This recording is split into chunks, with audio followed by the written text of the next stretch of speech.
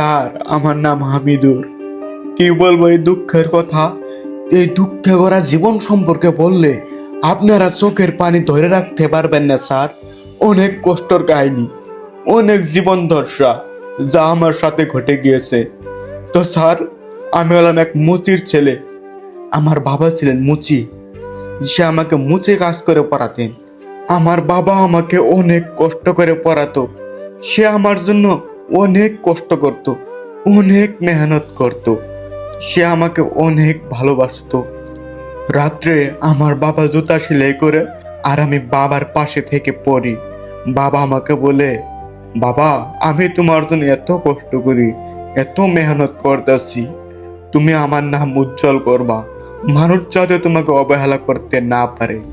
আমি বাবাকে বলি, হ্যাঁ বাবা, আমি তোমার নাম উজ্জ্বল করব। তোমার মেহনত, তোমার কষ্ট সব একদিন মানুষের সামনে তুলে ধরবো। আমি একদিন অনেক বড় মানুষ হব।